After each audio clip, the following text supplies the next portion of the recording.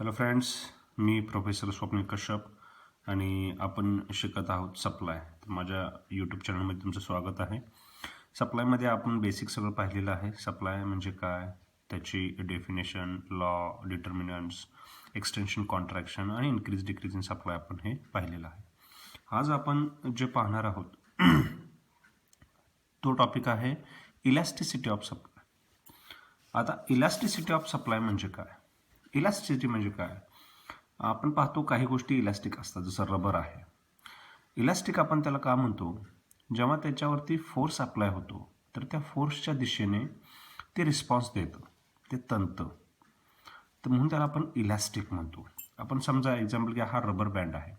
जर त्याला आपण ह्या दिशेने जर फोर्स दिला आउटसाईडला, तर त्या फोर्सच्या दिशेने तो रबर तणून असा मोठा होतो. आणि जेव्हा आपण तो फोर्स पुन्हा काढून घेतो त्यावेळी तो ओरिजिनल पोझिशनला येतो.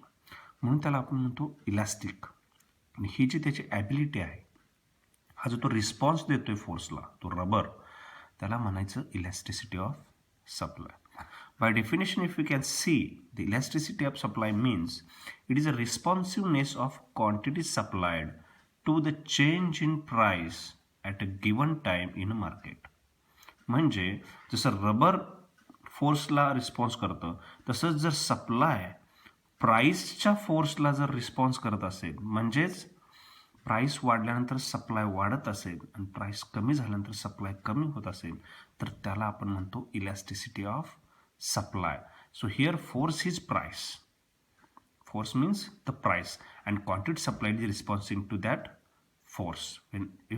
When price increases, if supply increases, and when price decreases, if supply decreases, it means that the supply is elastic, and that responsiveness of that supply to the price is called as elasticity of supply. In another words, we can say that it is a ratio of proportionate change in supply to the proportionate change in price. It is another definition also. It is a ratio of proportionate change in supply to the proportionate change in the price. It means that percent change. Delta is a change in quantity supplied and percent change in a price. How we can, let's take an example.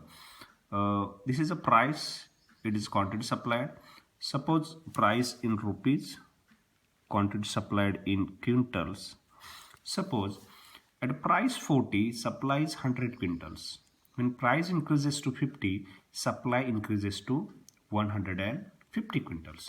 So how we can calculate the elasticity of supply?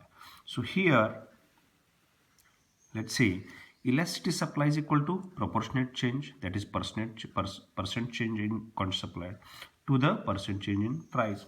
So how we can cut percent change in supply? It means the change in quantity supply divided by original supply into 100, that is a percent.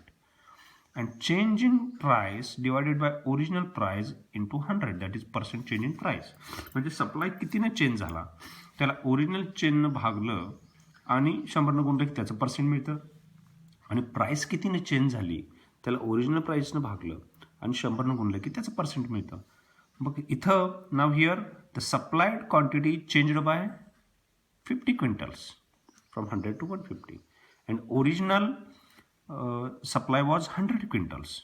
100 get cancels, into 100 get cancels, divided by original change in price is 10 rupees here, and original price was 40 here.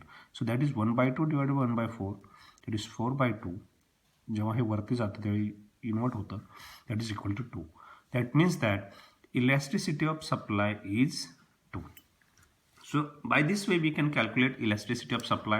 This is another definition of elasticity of supply, that is the ratio of proportionate change in supply to the proportionate change in the price. So this is about elasticity of supply.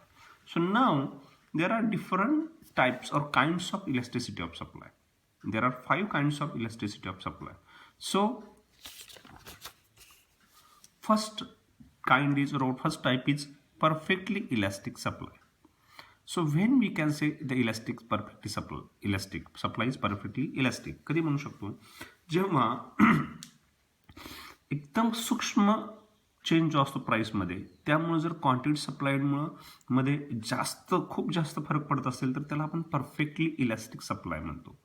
म्हणजेच काय, जर delta yes म्हणजे change in supply हा change in प्राईसपेक्षा खूप जास्त असेल, change in price खूप कमी असेल, खूप कमी म्हणजे इक्वल टू 0, तर आपण त्याला म्हणतो परफेक्टली इलॅस्टिक सप्लाय. आता जर डिनॉमिनेटरला जर 0 असेल तर आपल्याला माहिती आहे आपण 0 कोणत्याही क्वांटिटीला भागलं तर त्याचं उत्तर येतं इन्फिनिटी. त्याचं उत्तर असतं infinity. That is perfectly elastic supply. When very minute change in price called the large or huge change in supply, then it is called as perfectly elastic supply. त्याला आपण म्हणतो elastic supply is equal to infinity. On graph we can say that on x-axis supply is taken, on y-axis price is taken, and S dash is a supply curve. Here we can see that there is no change in price. Price is constant, OS. Price is constant, but supply is changing. It means that price is constant at S. इथं price change नाही झाली तरी supply इथं जाणार, price change नाही झाली तरी supply इथं जाणार, सप्लाय इथं जाणार. म्हणजे सप्लाय चेंज होणार, प्राइस चेंज नाही होणार. कारण प्राइस झाली तर खूप मायन्यूट चेंज होणार, दॅट इज इक्वल टू 0. म्हणून anything divided by 0 is equal to infinity. म्हणून त्याला आपण म्हणतो perfectly elastic supply. When there is a very large quantity supplied changed due to very small change into price, then it is called as perfectly elastic supply. आता perfectly inelastic supply म्हणजे काय?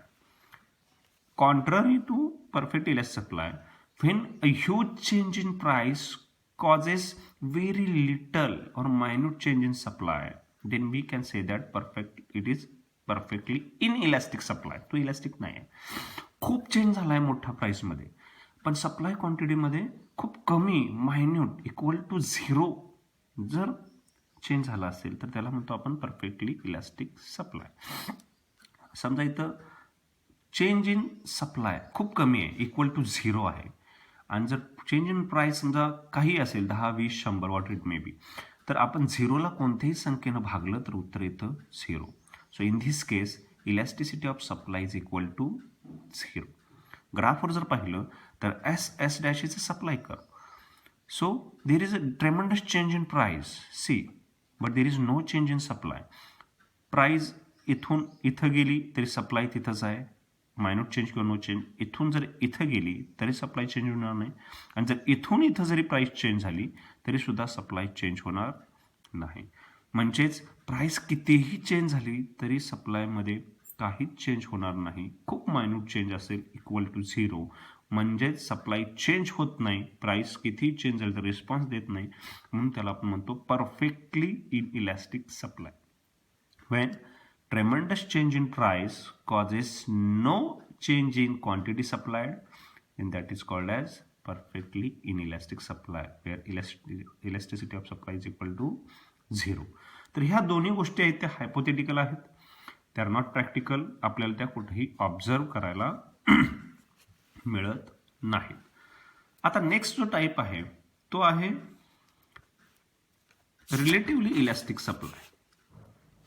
आता relatively elastic supply म्हणजेच काय, जेव्हा हे दोन्ही 0 नसतात पण चेंज इन सप्लाय हा चेंज इन प्राइसपेक्षा जास्त असतो, तेव्हा आपण त्याला म्हणतो सप्लाय हा रिलेटिव्हली काय आहे, इलॅस्टिक आहे. म्हणजे जर इथं आपण पाहिलं, आपण इथं क्वांटिटी सप्लाय घेतलं एक्स ॲक्सिस वरती, वाय ॲक्सिस वरती प्राइस घेतलाय, एस डॅश हा आहे सप्लाय कर. आता S dash is supply curve. You can see that price changes from P to P dash, so the supply changes from Q to Q dash. Now the extent of change in supply is more than that of price. Supply जो change झालाय हा जास्त आहे ह्या प्राइसच्या प्रमाणात. आपण हे पाहू शकता, हा जो प्राइस जी चेंज झाली त्याच्यापेक्षा सप्लाय जास्त चेंज झालाय. म्हणजे क्वांटिटी सप्लायड जी चेंज आहे ती चेंज इन प्राइसपेक्षा जास्त आहे. आणि आपल्याला माहित आहे ज्यावेळी न्यूमरेटर मोठा असतो त्यावेळी उत्तर हे 1 पेक्षा जास्त येतं. So in such case elasticity of supply is greater than 1. म्हणून रिलेटिव्हली इलॅस्टिक सप्लायमध्ये इलॅस्टिसिटी सप्लाय किती येते? इट इज ग्रेटर दॅन 1 येते. इट इज ग्रेटर दॅन 1 येते. So here we can say that when the quantity supplied or proportionate change into the quantity supplied is greater than proportionate change into quantity change into the price, then it is called as relatively elastic supply, where elasticity of supply is greater than 1. आता relatively inelastic supply म्हणजे काय? त्याच्या विरोधात जेव्हा price भरपूर change होते पण quantity सप्लायड त्या मानानं खूप कमी चेंज होतो, त्यावेळी त्याला म्हणतो रिलेटिव्हली इनइलास्टिक सप्लाय. म्हणजे सप्लाय चेंज इन प्राइसला रिस्पॉन्स देत नाही तेवढा, म्हणून त्याला म्हणतो आपण relatively inelastic supply. Here we can say that, let's see here, change in delta in SQ means proportionate change in supply is less than proportionate change into the price. जर numerator जर लहान असेल डिनॉमिनेटरपेक्षा तर येणारं उत्तर कायम पॉईंटमध्ये येतं, 0 पॉईंट समथिंग, म्हणजेच इट इज लेस दॅन 1. त्याला आपण म्हणतो elasticity of supply is less than 1. On graph we can see that here is a quantity, it is price. See the price changes from P to P dash, supply changes from Q to Q dash. So here the extent of change in price is more than extent of change in quantity.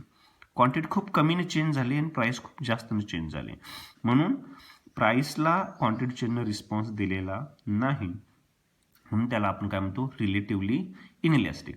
हा response दिलेला नाही पण हा 0 नाही आहे. इतर response दिला आहे पण हा इन्फिनिटी नाही आहे. कळलं? म्हणून हा relatively elastic, relatively inelastic. So when proportionate change into the supply is less than proportionate change into the price, we can say that it is a relatively inelastic supply, that is elasticity of supply is less than 1. And last one is that unitary elastic supply. So when change in quantity supplied is equal to change in price, that is proportionate, okay, delta. So when proportional change in quantity is equal to proportional change into the price, we can say that the supply is unitary elastic. म्हणजे price जितक्या प्रपोर्शननं change झाले तेवढ्याच प्रपोर्शननं जर quantity supply change होत असेल तर त्याला आपण युनिटरी इलॅस्टिक सप्लाय म्हणतो. आता युनिटरी का म्हणतो? If both proportions are same, here proportion into change into quantity and proportion of change in price are same. जर सेम क्वांटिटीनं जर सेम क्वांटिटीला भागलं तर ऑलवेज उत्तर 1 येतं. 2 ला 2 भागलं तर उत्तर 1 येणार आहे. If we divide 10 by 10 answer would be 1. If we divide 1 lakh by 1 lakh again answer would be 1 because both are same. So elasticity of supply is equal to 1, म्हणून आपण याला म्हणतो unitary elastic supply. Here we can see that the change in price from P to P dash caused the change in quantity from Q to Q dash. Here we can see that it is about a same extent of change in price and quantity. So both price and quantity change by same extent, means supply response देतोय प्राइसला, त्याच प्राइसच्या proportion change होते, त्याच प्रोपोर्शनमध्ये supply change होतोय, म्हणजेच त्याला आपण म्हणतो unitary elastic supply.